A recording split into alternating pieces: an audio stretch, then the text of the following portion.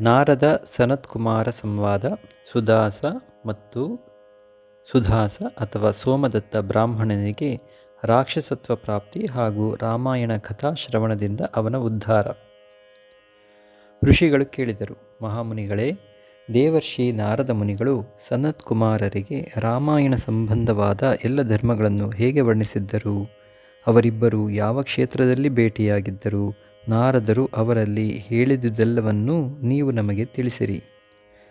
ಸೂತ ಪುರಾಣಿಕರು ಹೇಳುತ್ತಾರೆ, ಮುನಿವರರೇ, ಸನಕಾದಿ ಮಹಾತ್ಮರು ಭಗವಾನ್ ಬ್ರಹ್ಮದೇವರ ಪುತ್ರರೆಂದು ತಿಳಿಯಲಾಗಿದೆ. ಅವರಲ್ಲಿ ಮಮತೆ ಅಹಂಕಾರವಾದರೂ ಕೊಂಚವೂ ಇರಲಿಲ್ಲ.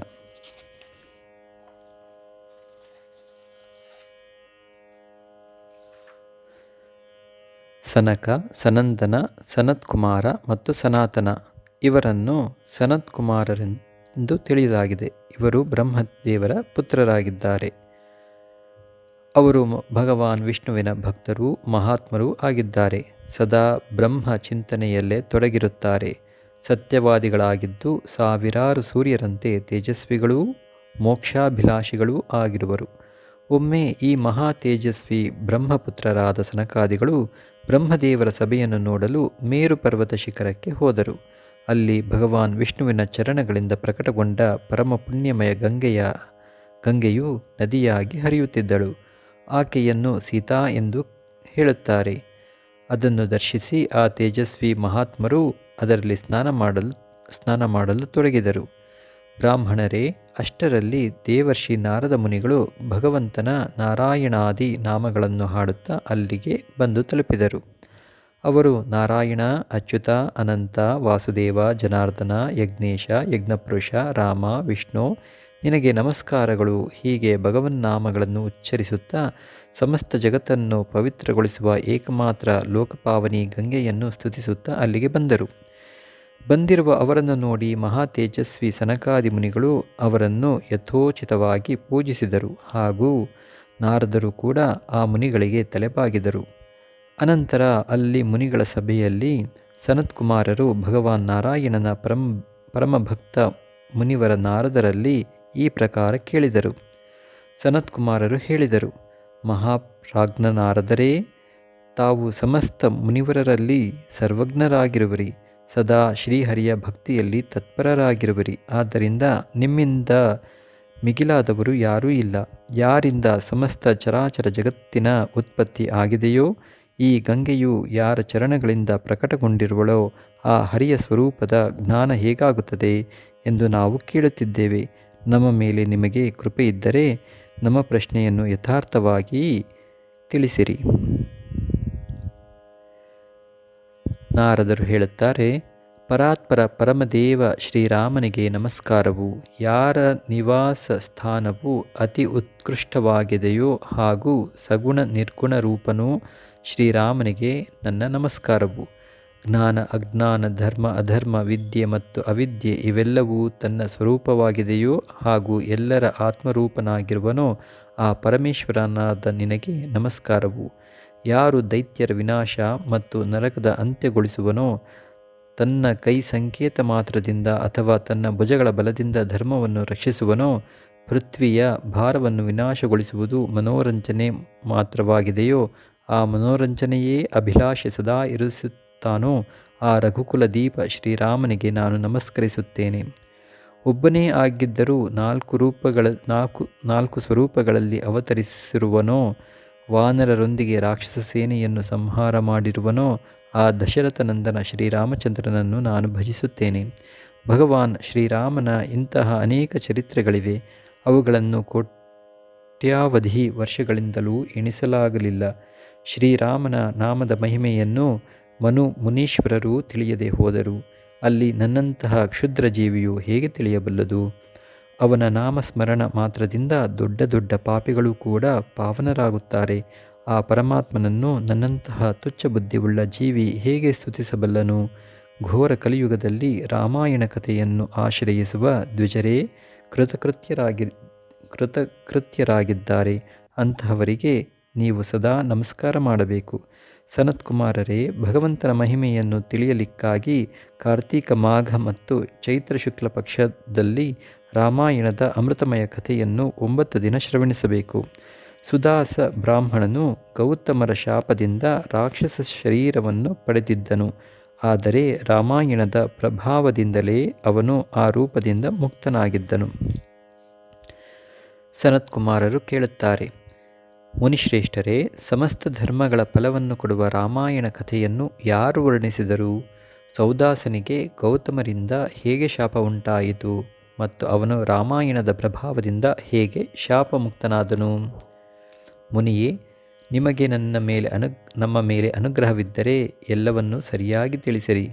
ಇವೆಲ್ಲ ಮಾತುಗಳನ್ನು ನಮಗೆ ತಿಳಿಸಿ ಹೇಳಿ, ಏಕೆಂದರೆ ಭಗವಂತನ ಕಥೆಯು ಹೇಳುವ ಮತ್ತು ಕೇಳುವವರಿಬ್ಬರ ಪಾಪಗಳನ್ನು ನಾಶ ಮಾಡುವಂತಹುದು. ಆಗ ನಾರದರು ಹೇಳುತ್ತಾರೆ, ಬ್ರಹ್ಮವಿತ್ತಮರೇ, ರಾಮಾಯಣದ ಪ್ರಾದುರ್ಭಾವ ಮಹರ್ಷಿ ವಾಲ್ಮೀಕಿಯವರ ಮುಖದಿಂದ ಆಯಿತು. ನೀವು ಅದನ್ನೇ ಶ್ರವಣಿಸಿರಿ. ರಾಮಾಯಣದ ಅಮೃತಮಯ ಕಥೆಯನ್ನು 9 ದಿನಗಳಲ್ಲಿ ಶ್ರವಣಿಸಬೇಕು. ಕೃತಯುಗದಲ್ಲಿ ಸೋಮದತ್ತನೆಂಬ ಒಬ್ಬ ಬ್ರಾಹ್ಮಣನಿದ್ದನು. ಅವನಿಗೆ ಧರ್ಮಕರ್ಮದ ವಿಶೇಷ ಜ್ಞಾನವಿತ್ತು. ಅವನು ಸದಾಕಾಲ ಧರ್ಮಪಾಲನೆಯಲ್ಲಿ ತತ್ಪರನಾಗಿದ್ದನು. ಆ ಬ್ರಾಹ್ಮಣನು ಸೌದಾಸ ಎಂದು ಪ್ರಸಿದ್ಧನಾಗಿದ್ದನು. ಆ ಬ್ರಾಹ್ಮಣನು ಬ್ರಹ್ಮವಾದಿ ಗೌತಮ ಮುನಿಗಳಿಂದ ಮನೋಹರ ಗಂಗಾ ತೀರದಲ್ಲಿ ಸಮಸ್ತ ಧರ್ಮಗಳ ಉಪದೇಶ ಕೇಳುತ್ತಿದ್ದನು. ಗೌತಮರು ಅವನಿಗೆ ಪುರಾಣಗಳ ಶಾಸ್ತ್ರಗಳ ಮೂಲಕ ತತ್ವದ ಜ್ಞಾನ ಮಾಡಿಸಿದ್ದರು. ಸೌದಾಸನು ಗೌತಮರು ಹೇಳಿದ ಎಲ್ಲ ಧರ್ಮಗಳನ್ನು ಶ್ರವಣಿಸಿದ್ದನು. ಒಮ್ಮೆ ಸೌದಾಸನು ಪರಮೇಶ್ವರ ಶಿವನ ಆರಾಧನೆಯಲ್ಲಿ ತೊಡಗಿದ್ದನು. ಆಗಲೇ ಅಲ್ಲಿಗೆ ಅವನ ಗುರುಗಳಾದ ಗೌತಮರು ಬಂದರು. ಆದರೆ ಸೌದಾಸನು ಬಳಿಗೆ ಬಂದ ಗುರುಗಳಿಗೆ ಎದ್ದು ನಮಸ್ಕರಿಸಲಿಲ್ಲ. ಆದರೆ ಬುದ್ಧಿವಂತರಾದ ಗೌತಮರು ತೇಜದ ನಿಧಿಗಳಾಗಿದ್ದರು. ಅವರು ಶಿಷ್ಯನ ವರ್ತನೆಯಿಂದ ಸಿಟ್ಟಾಗದೆ ಶಾಂತವಾಗಿಯೇ ಇದ್ದರು. ನನ್ನ ಶಿಷ್ಯ ಸೌದಾಸನು ಶಾಸ್ತ್ರೋಕ್ತ ಕರ್ಮಗಳ ಅನುಷ್ಠಾನ ಮಾಡುತ್ತಿದ್ದಾನೆ ಎಂದು ತಿಳಿದು ಬಹಳ ಸಂತೋಷಗೊಂಡರು. ಆದರೆ ಸೌದಾಸನು ಯಾರನ್ನೂ ಆರಾಧಿಸುತ್ತಿದ್ದನೋ ಆ ಸಂಪೂರ್ಣ ಜಗತ್ತಿನ ಗುರು ಮಹಾದೇವನು ಗುರುಗಳ ಅವಹೇಳನದಿಂದ ಆದ ಪಾಪವನ್ನು ಸಹಿಸಲಿಲ್ಲ. ಅವನು ಸೌದಾಸನಿಗೆ ರಾಕ್ಷಸನಾಗೆಂದು ಶಪಿಸಿದನು. ಆಗ ವಿನಯಕಲಾಕೋವಿದ ಬ್ರಾಹ್ಮಣನು ಕೈಮುಗಿದು ಗೌತಮರಲ್ಲಿ ಹೇಳಿದನು,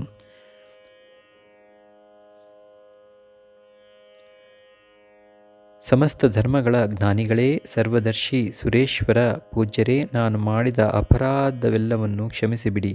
ಗೌತಮರು ಹೇಳಿದರು, ಮಗು, ಕಾರ್ತೀಕ ಶುಕ್ಲ ಪಕ್ಷದಲ್ಲಿ ನೀನು ರಾಮಾಯಣದ ಅಮೃತಮಯ ಕಥೆಯನ್ನು ಭಕ್ತಿಭಾವದಿಂದ ಶ್ರವಣಿಸು.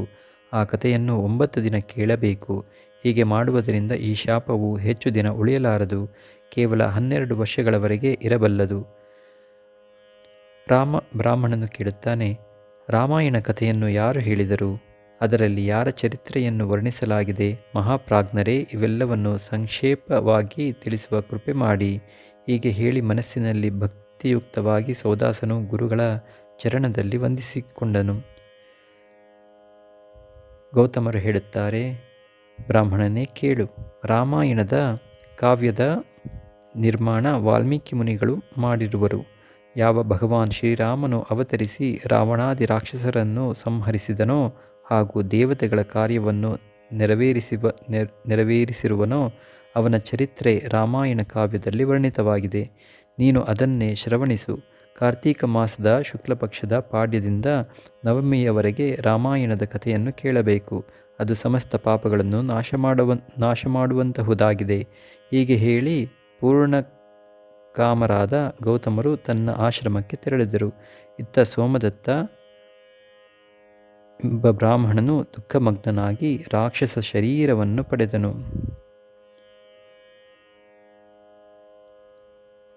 ಅವನು ಸದಾ ಹಸಿವು ಬಾಯಾರಿಕೆಯಿಂದ ಪೀಡಿತನಾಗಿ ಕ್ರೋಧಕ್ಕೆ ವಶೀಭೂತನಾಗಿರುತ್ತಿದ್ದನು. ಅವನ ಶರೀರವು ಕಪ್ಪಾಗಿತ್ತು. ಅವನು ಭಯಾನಕ ರಾಕ್ಷಸನಾಗಿ ನಿರ್ಜನ ಕಾಡಿನಲ್ಲಿ ತಿರುಗಾಡುತ್ತಿದ್ದನು.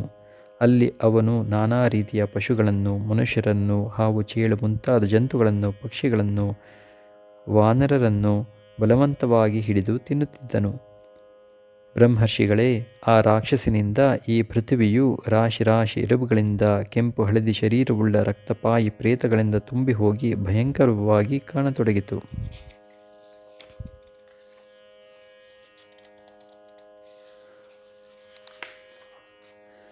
6 ತಿಂಗಳಲ್ಲೇ 100 ಯೋಜನೆ ವಿಸ್ತಾರವಾದ ಪ್ರದೇಶವನ್ನು ಅತ್ಯಂತ ದುಃಖಿತಗೊಳಿಸಿ ಆ ರಾಕ್ಷಸನು ಮತ್ತೆ ಇನ್ನೊಂದು ಕಾಡಿಗೆ ಹೊರಟು ಹೋದನು. ಅಲ್ಲಿಯೂ ಅವನು ಪ್ರತಿದಿನ ನರಮಾಂಸವನ್ನು ತಿನ್ನುತ್ತಿದ್ದನು. ಎಲ್ಲ ಜನರ ಮನಸ್ಸಿನಲ್ಲಿ ಭಯವನ್ನುಂಟು ಮಾಡುವ ಆ ರಾಕ್ಷಸನು ಅಲೆಯುತ್ತಾ ಅಲೆಯುತ್ತಾ ನರ್ಮದೆಯ ತೀರಕ್ಕೆ ಬಂದು ತಲುಪಿದನು. ಆಗಲೇ ಅತ್ಯಂತ ಧರ್ಮಾತ್ಮನಾದ ಬ್ರಾಹ್ಮಣನು ಅತ್ತ ಹೋಗುತ್ತಿದ್ದನು. ಕಳಿಂಗ ದೇಶದಲ್ಲಿ ಹುಟ್ಟಿದ ಅವನು ಗರ್ಗ ಎಂಬ ಹೆಸರಿನಿಂದ ವಿಖ್ಯಾತನಾಗಿದ್ದನು.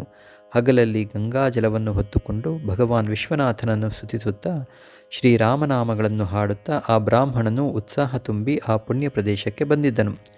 ಗರ್ಗಮುನಿಯನ್ನು ನೋಡಿ ರಾಕ್ಷಸ ಸುದಾಸನು ನನಗೆ ಊಟ ಸಿಕ್ಕಿತು ಎಂದು ಹೇಳುತ್ತಾ ತನ್ನ ಎರಡೂ ಭುಜಗಳನ್ನೆತ್ತಿಕೊಂಡು ಮುನಿಯ ಕಡೆಗೆ ಧಾವಿಸಿದನು. ಆದರೆ ಅವರು ಉಚ್ಚರಿಸುತ್ತಿದ್ದ ಭಗವನ್ನಾಮಗಳನ್ನು ಕೇಳಿ ದೂರವೇ ನಿಂತುಕೊಂಡನು. ಆ ಬ್ರಹ್ಮರ್ಷಿಯನ್ನು ಕೊಲ್ಲಲು ಅಸಮರ್ಥನಾದ ರಾಕ್ಷಸನು ಅವರಲ್ಲಿ ಇಂತು ನುಡಿದನು. ಮಹಾಭಾಗನೇ, ಮಂಗಳ ಸ್ವರೂಪನೇ, ಮಹಾತ್ಮನಾದ ನಿನಗೆ ನಮಸ್ಕಾರ. ನೀವು ಜಪಿಸುತ್ತಿರುವ ಭಗವನ್ನಾಮದಿಂದ ರಾಕ್ಷಸರೂ ದೂರ ಓಡಿ ಹೋಗುತ್ತಿದ್ದಾರಲ್ಲ, ಇದೆಂಥ ಆಶ್ಚರ್ಯ. ನಾನು ಮೊದಲು 1000 ಕೋಟಿ ಬ್ರಾಹ್ಮಣರನ್ನು ತಿಂದು ಹಾಕಿರುವೆನು. ಬ್ರಾಹ್ಮಣನೇ, ನಿಮ್ಮ ಬಳಿ ಇರುವ ರಾಮರೂಪಿ ಕವಚವೇ ರಾಕ್ಷಸರ ಮಹಾಭಯದಿಂದ ನಿಮ್ಮನ್ನು ರಕ್ಷಿಸುತ್ತಿದೆ. ನೀವು ಮಾಡುವ ನಾಮಸ್ಮರಣೆಯಿಂದ ರಾಕ್ಷಸರಾದ ನಮಗೂ ಶಾಂತಿ ದೊರೆಯಿತು. ಇದು ಭಗವಾನ್ ಅಚ್ಯುತನ ಎಂತಹ ಮಹಿಮೆಯಾಗಿದೆ. ಮಹಾಭಾಗ ಬ್ರಾಹ್ಮಣನೇ, ನೀವು ಶ್ರೀರಾಮ ಕಥೆಯ ಪ್ರಭಾವದಿಂದ ಸರ್ವಥಾ ರಾಗಾದಿ ದೋಷಗಳಿಂದ ರಹಿತನಾಗಿರುವಿರಿ. ಆದ್ದರಿಂದ ನೀವು ನನ್ನನ್ನು ಈ ಅಧಮ ಪಾಪದಿಂದ ಕಾಪಾಡಿರಿ. ಮುನಿಶ್ರೇಷ್ಠನೇ, ನಾನು ಹಿಂದೆ ನನ್ನ ಗುರುವಿನ ಅವಹೇಳನೆ ಮಾಡಿದ್ದೆ. ಮತ್ತು ಗುರುಗಳು ನನ್ನ ಮೇಲೆ ಅನುಗ್ರಹ ಮಾಡಿ ಈ ಮಾತುಗಳನ್ನು ಹೇಳಿದ್ದರು. ಹಿಂದಿನ ಕಾಲದಲ್ಲಿ ವಾಲ್ಮೀಕಿ ಮುನಿಗಳು ಹೇಳಿದ ರಾಮಾಯಣ ಕಥೆಯನ್ನು ಕಾರ್ತೀಕ ಮಾಸದ ಶುಕ್ಲ ಪಕ್ಷದಲ್ಲಿ ಪ್ರಯತ್ನಪೂರ್ವಕ ಶ್ರವಣಿಸಬೇಕು. ಇಷ್ಟು ಹೇಳಿ ಗುರುಗಳು ಪುನಃ ರಾಮಾಯಣದ ಅಮೃತಮಯ ಕಥೆಯನ್ನು 9 ದಿನಗಳಲ್ಲಿ ಕೇಳಬೇಕು ಎಂದು ಶುಭದಾಯಕ ಮಾತುಗಳನ್ನು ಹೇಳಿದ್ದರು. ಆದ್ದರಿಂದ ಸಮಸ್ತ ಶಾಸ್ತ್ರಗಳ ತತ್ವವನ್ನು ತಿಳಿದ ಮಹಾನುಭಾವರಾದ ಬ್ರಾಹ್ಮಣರೇ, ನೀವು ನನಗೆ ರಾಮಾಯಣ ಕಥೆಯನ್ನು ಹೇಳಿ ಈ ಪಾಪಕರ್ಮದಿಂದ ನನ್ನನ್ನು ರಕ್ಷಿಸಿರಿ.